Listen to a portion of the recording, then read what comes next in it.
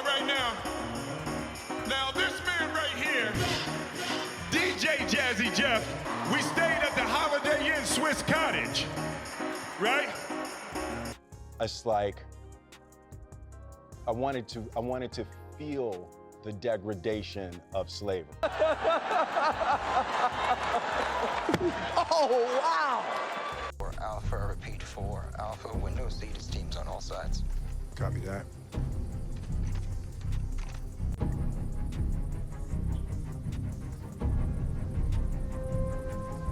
Everyone remembers the moment, but the moment isn't the story. The real question is why it felt so shocking in the first place. For years, there was a sense of safety attached to one name, a feeling that no matter what was happening in the world, this person would remain steady, smiling, in control, above the mess. It wasn't just fame, it was trust. And trust like that doesn't break suddenly. It builds pressure. The image around Will Smith wasn't accidental. It was carefully maintained across decades. Clean success, public optimism, emotional intelligence, always on display. Even vulnerability was packaged as wisdom, never mess, never unresolved. That kind of perfection comes at a cost most people don't see. Because when you are expected to be the good example for everyone, you lose permission to be confused, to be angry, to be human in real time. Every emotion has to be filtered, every reaction managed, every flaw delayed until it can be explained away cleanly.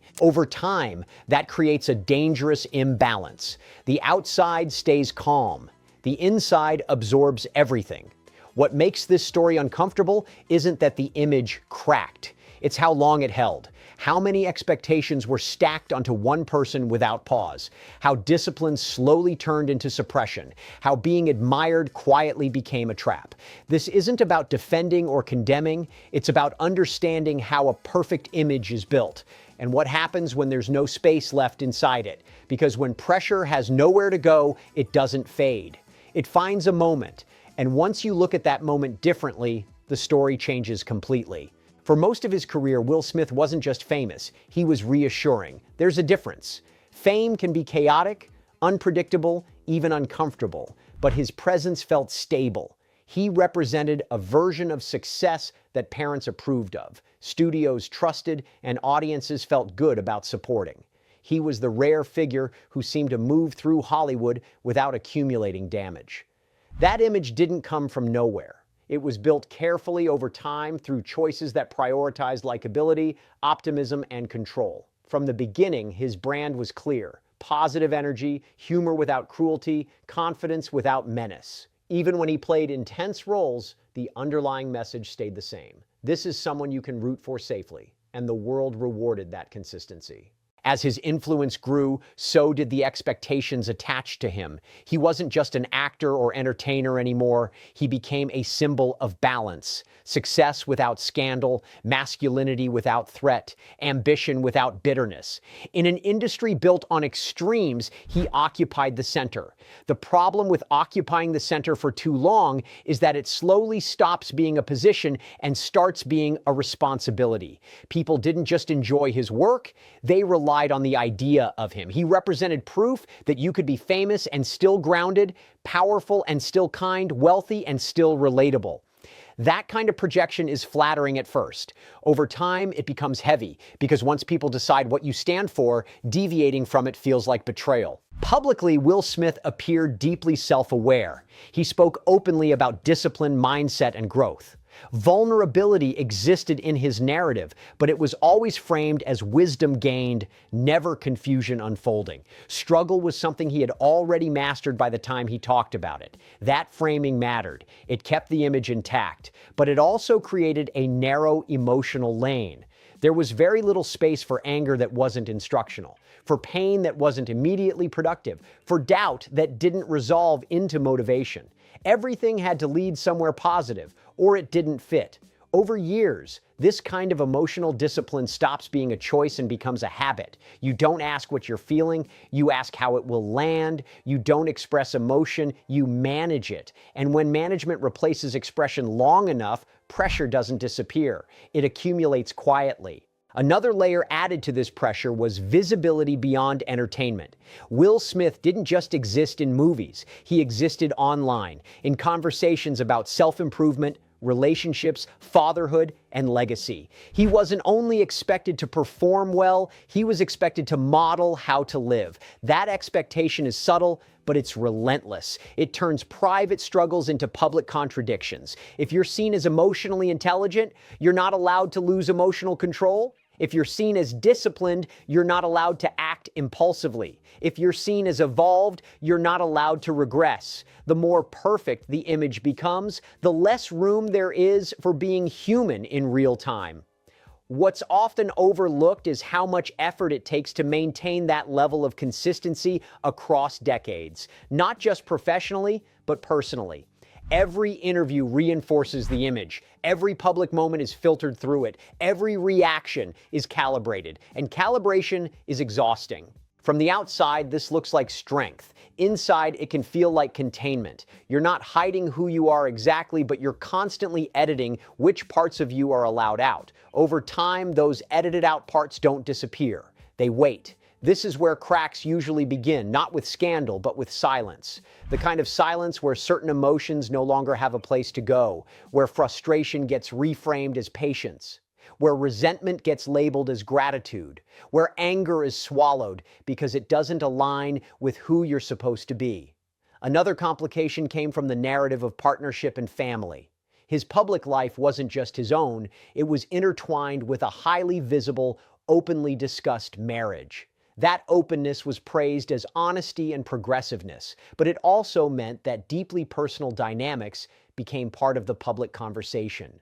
When private challenges become public topics, the pressure multiplies. You're no longer just managing your own image. You're managing the meaning others assign to your relationships, your choices, your reactions. Every move becomes symbolic, whether you want it to or not. Over time, this creates a strange imbalance. You're constantly visible, yet increasingly constrained. You're allowed to talk, but only in certain ways. You're allowed to feel, but only certain emotions. You're allowed to be vulnerable, but only once it's been processed into something acceptable.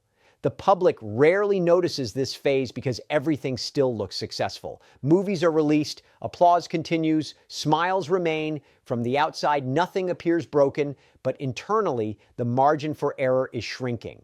When someone has built their entire identity around being composed, the cost of losing composure feels catastrophic. Not because of the mistake itself, but because it threatens the foundation of how they are understood. One uncontrolled moment doesn't just look like a mistake, it looks like a contradiction. And contradictions are dangerous when your image is built on consistency. This is why the eventual collapse of a perfect image always feels outsized. The reaction isn't just to what happened, but to what it disrupts. People aren't shocked by the action alone. They're shocked because it doesn't match the story they trusted. But that story didn't account for accumulation. It didn't account for years of emotional labor, restraint, and expectation. It didn't account for how much energy it takes to always be the good example. The truth is, perfection isn't stable. It's brittle. It holds as long as nothing tests it too hard. And when it finally does break, it doesn't break quietly. What matters here is not the moment everyone talks about, but the long stretch before it. The years where everything was handled, contained, and reframed. The years where pressure had no visible outlet. That's where the real story begins. Because once you understand what perfection demands over time, the collapse stops feeling random. It starts feeling like the result of a system that left no room for release. And when release finally comes, it rarely arrives gently. As that pressure continued to build, something subtle but important changed. The image stayed intact, but the effort behind it intensified. What once felt natural now required constant awareness, not just of actions, but of reactions, not just of words, but of tone, posture, timing. Everything had to align with the version of himself people expected to see. This is the stage where perfection becomes maintenance. Maintenance is quiet. It doesn't announce itself. It looks like discipline, maturity, self-control, but internally, it creates a constant state of monitoring. You start anticipating how moments will be received before you experience them fully. You don't just live events, you pre-interpret them. At this point, even authenticity becomes curated. You're honest, but selectively. Open, but within boundaries that protect the larger image. You share struggle, but only after it's been reframed as insight. You show emotion, but only the kind that reassures people you're still in control. Over time, this creates emotional lag. Feelings are experienced later, privately, after they've already passed through filters. Anger is postponed, hurt is rationalized, disappointment is minimized. The public version stays calm, while the private version absorbs everything without relief. Another complication emerges here: isolation. Not isolation in the physical sense, but emotional isolation. When people see you as the steady one, they stop checking in the same way. They assume you're fine. They assume you've already processed whatever you're going through. Even concern comes wrapped in confidence that you'll handle it. And when everyone believes you can handle it, you start believing you must. This is especially difficult when your public identity includes emotional intelligence. If you are known for self-awareness, you are not allowed to lose perspective. If you are known for growth, you are not allowed to stall. Any visible struggle risks being framed as hypocrisy rather than humanity. So struggle goes underground. At the same time, personal life doesn't pause just because an image exists. Relationships evolve, tensions surface, roles shift. And when those private dynamics are already under public observation, the pressure compounds. You're not just dealing with the issue itself, you're dealing with how it will be interpreted, quoted, debated. Every personal challenge becomes symbolic. That symbolism is exhausting. It turns ordinary conflict into public meaning. It forces you to manage not just outcomes, but narratives. Even silence becomes a statement. Even patience gets analyzed. What's often missed is how this environment erodes emotional release. There are fewer safe spaces to be unfiltered, fewer moments where reaction doesn't carry consequence. Over time, the gap between what you feel and what you show widens. That gap is dangerous. Because emotions don't disappear when they're managed. They compress, and compression increases volatility. The longer pressure is held without release, the more unpredictable the eventual release becomes. From the outside, nothing looks wrong yet. The image still works. Appearances are polished. Words are thoughtful. The brand remains intact. But internally, regulation is becoming strained. This is where the system starts to fail, not loudly, but structurally. Small irritations carry more weight. Triggers feel sharper. The margin for tolerance narrows. And because the image depends on composure, there is no gradual release valve.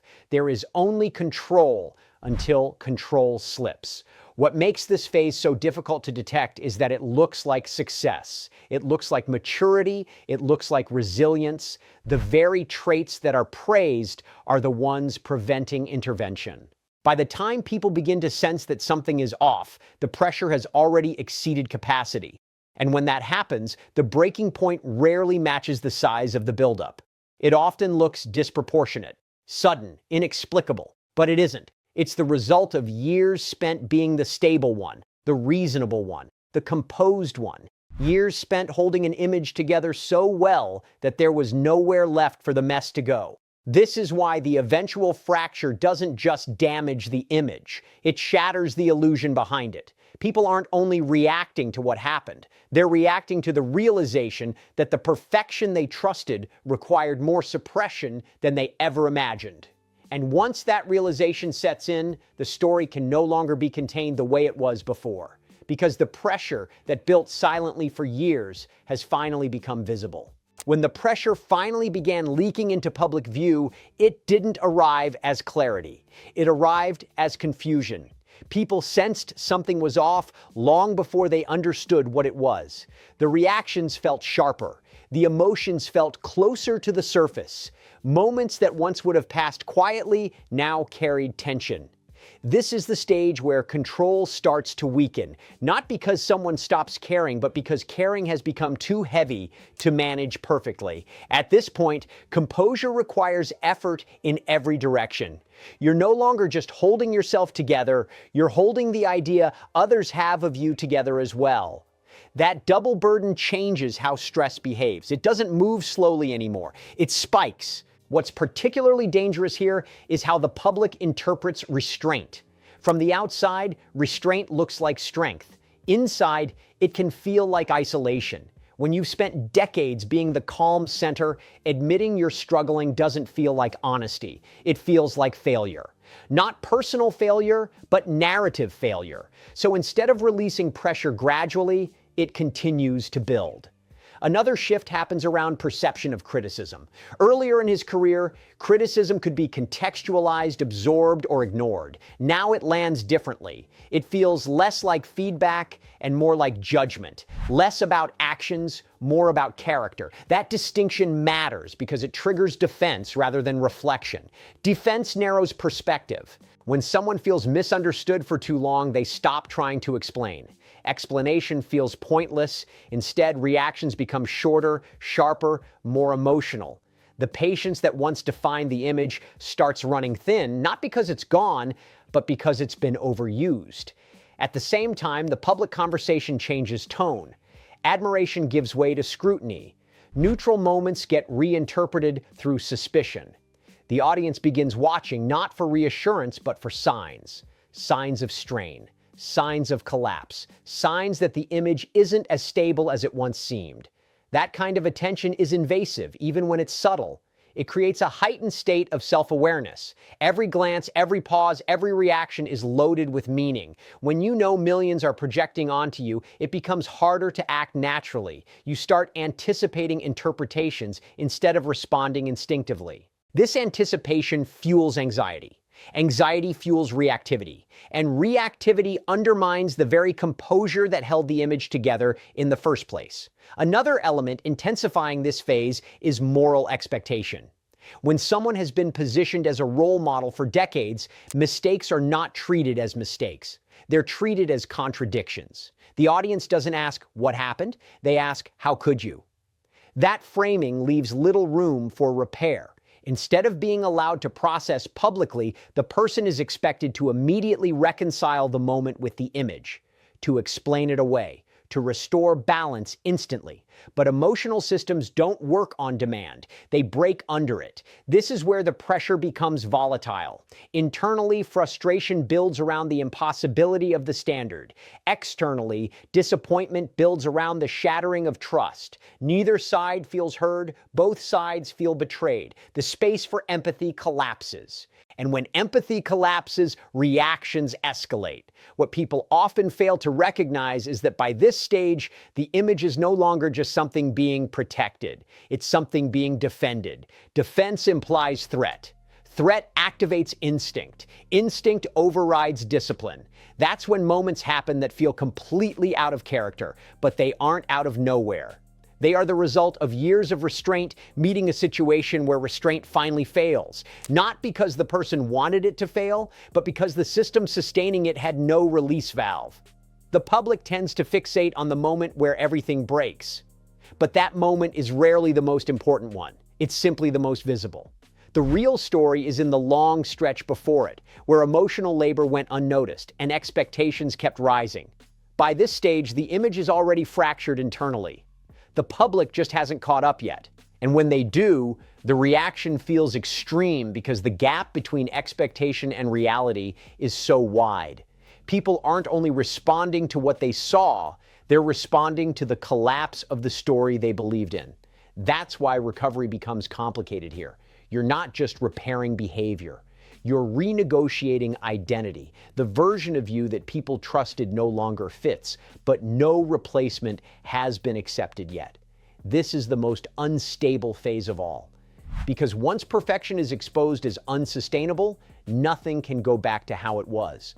The illusion is gone, the pressure is visible, and the image that once protected you now becomes something you have to rebuild or let go of entirely. What happens next depends on whether there is space for honesty without expectation. And at this point, that space is very hard to find. When the image finally broke in full public view, the reaction was immediate and unforgiving. Not because the action existed in isolation, but because it collided with decades of expectation. People weren't just reacting to what happened. They were reacting to what they thought could never happen. That's what made it feel so destabilizing. For years, the idea of Will Smith wasn't just tied to success, it was tied to emotional safety. He was someone people believed would always choose restraint, wisdom, and control. When that belief collapsed, it forced a reassessment that went far beyond one incident. What followed wasn't clarity. It was confusion layered on disappointment. Some rushed to condemn, others rushed to defend. But both sides were responding to the same shock, the realization that the perfect image had demanded more suppression than anyone wanted to admit. The moment didn't create the truth, it exposed it. What's important here is understanding why the fallout lingered. Apologies were analyzed, explanations were debated, silence was questioned. Nothing landed cleanly because the story people were trying to return to no longer existed. You can't restore something once you understand how fragile it was. This is where many public figures struggle the most. When an image collapses, the instinct is to fix it, to repair perception, to prove the moment was an exception. But repairing an image built on perfection often fails, because perfection is what caused the damage in the first place.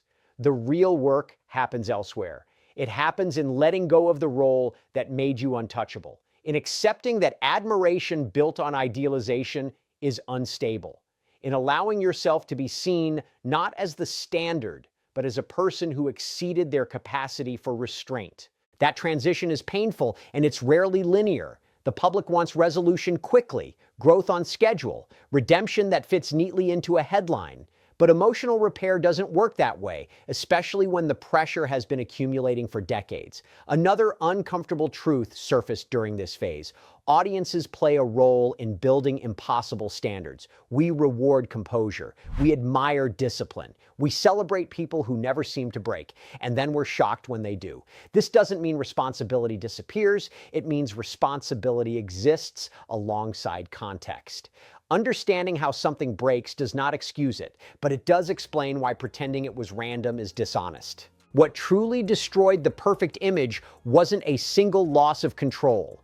It was the belief that control could be maintained indefinitely without cost. It was the idea that being the good one meant never needing release. It was the assumption that emotional discipline could replace emotional processing forever. Once that belief collapsed, the image couldn't survive intact. What remains now is something less polished, but potentially more real. Not a symbol, but a human being navigating consequence, identity, and recalibration in public. That process is slower, quieter, and far less satisfying to watch than a dramatic fall or a clean comeback. But it's the only part that actually matters.